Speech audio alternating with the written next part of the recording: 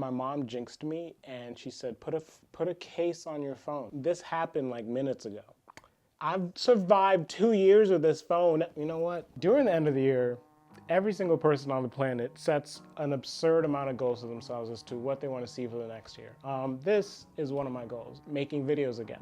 Because I'm trying this whole YouTube thing, please subscribe and like the video and just support in whichever way you can. Sorry to cut in. Back to the video. This video isn't necessarily going to be about what goals I have and what goals I'm setting. Kind of like the mindset behind. If you watched my last video, I talked about how I lost my brother because he took his own life. But I'm at the part of grieving where I'm just having to accept this is like a bad feeling I had to live with. It's not something I could like make a go, ooh, I want to feel better in 3 months. Nothing I could do about it. I was at Target earlier buying some stuff and I was just like, ooh, I'm about to cry. But in terms of setting goals, one of the things that I do on my birthday is reflect on my past year. But this last birthday was so different because literally 7 days before I had learned my brother passed away. And that messes with your head in such a weird way, but also part of the grieving process is when you lose someone, you want to make the most of not only your life, but you also want to live your life in a way that honors their memory. Of course, you want to dedicate your life to them after the sadness is, you know, you're like, okay, what am I going to do? What am I going to do better? How can I honor their life? And that's part of grieving, weirdly enough, setting goals while you're sad. My little brother was struggling with psychosis, and every day he was trying to get a handle of that. He set small goals for himself to be present in life. Like he used to take walks. He was very adamant about drinking water, just little things to take care of his body, to at least gain some type of control over his body, right? What I'm trying to say is during this grieving process, as I of course set this very lofty goal that I didn't really truly understand. And for some reason I thought that, hey, just because I said this, I'm gonna just lock in all of a sudden as someone who's been struggling with so much all my life, I'm just gonna lock in and go crazy and make the most out of life. But realistically, life isn't a movie, and we still, no matter what, no matter how bad we feel or no matter how traumatized we are from something, we still fall back into our habits. So I make this lofty promise to myself and to my brother about what I wanna do to dedicate my life to him. And then I spend the next 4 months scrolling on TikTok, watching TV, holed up in this bedroom, like doing anything to distract myself, because of course I'm a human being and I'm grieving.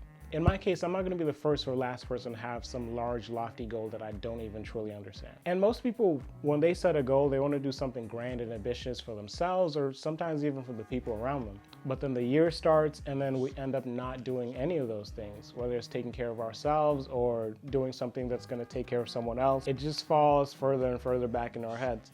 And I think one of the big goals that we all commonly have is like something as simple as taking care of your parents. I want to be making so much money that I'm going to take care of my parents and they can retire early and all this stuff. Your parents had that goal, their parents had that goal, but not everyone was able to go after that goal. It's not an easy goal to go after, and it's not to say that, oh, I'm lazy or you're lazy. It's just that sometimes life genuinely gets in the way.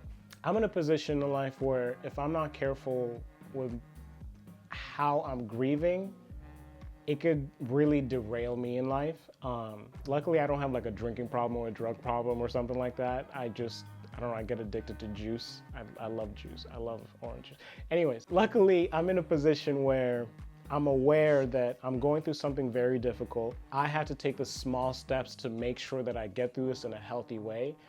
If I do something, I'm not doing it to distract myself. I'm not gonna just spend like the next 10 years of my life doing busy work just to turn around and be like, wow, I'm actually miserable. I was actually just doing this as a coping mechanism. I wanna follow the next couple years of my life in a very present way. We wake up next to like these phones, and I know you've seen videos about how bad phones are. I know you have. But I think we're so accustomed to this to the point where we just accepted we're addicted, but we're not really realizing how significant this addiction is. Don't get me wrong, phones are great. Phones are great for connecting you or your friends, but it's also great for making you feel disconnected from your friends.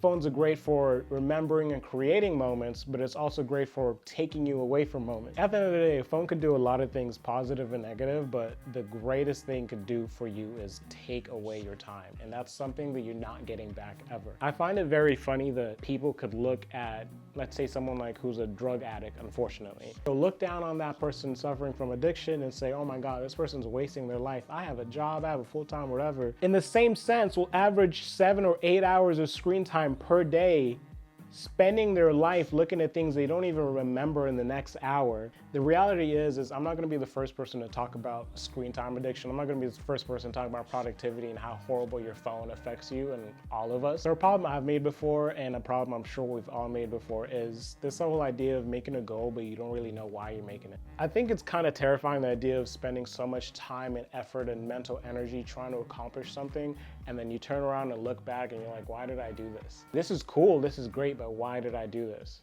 And even worse is if you never even learned any lessons behind that. If you thought you wanted something, you finally get there and you don't feel the same, it's okay to do so, but if you're not present, you're not gonna really learn anything along the way while you're trying to accomplish this goal or while you're on this journey. So if you have some type of giant list that's overwhelming you just looking at it, make sure to run down that list and figure out what exactly you care about, what matters to you. Like if it's gym, but you don't really care to go to the gym, you don't have any want to go to the gym, you feel perfectly fine with your body, leave it alone. The more present you are in like the goals you're setting and why you're setting them, the more likely you are to actually accomplish them because you care deeper about them, at least for me. The last thing I had to think about, and honestly might be the worst aspect that we all deal with, is this whole general idea of setting a deadline for yourself. After this past year, especially my brother passing, there's this whole concept of like, life just happens.